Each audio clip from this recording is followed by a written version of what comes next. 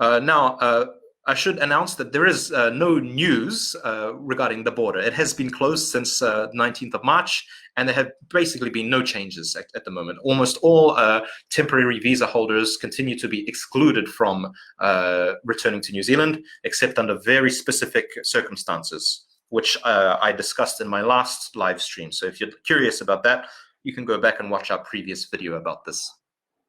So the border is closed to almost all temporary visa holders. And nobody knows when the border will be reopened. I've heard some people saying, yeah, it'll be reopened in September. There's no indication that that will happen. Even the Prime Minister doesn't know, to be honest. However, we can make some educated guesses about what might happen in future.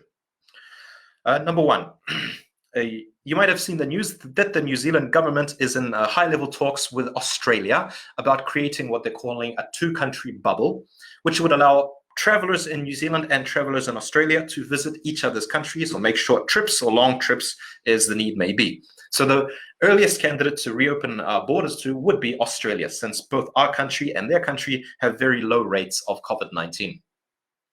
A second possibility is that the bubble between Australia and New Zealand may be expanded to include other low COVID-19 countries. Obvious candidates would be Hong Kong, Taiwan, Singapore, and South Korea.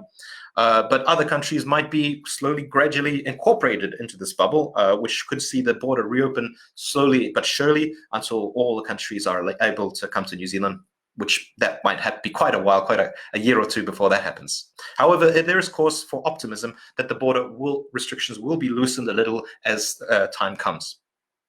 And another very positive thing that we saw actually just yesterday, there was a speech in Parliament by the Minister of Education, Chris Hipkins.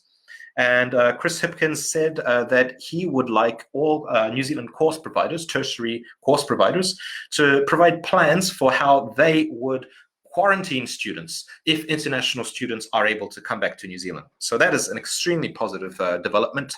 It means that international students who are stuck overseas may be allowed back into the country as long as the universities are able to quarantine them. Now, again, this is definitely not at the decision stage. It's going to take a while to work out the details.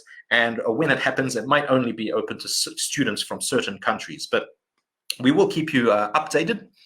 And do keep in touch with our Choose New Zealand Facebook page. We post policy updates on that every week. If you have any questions, do get in touch. We're happy to talk to you anytime.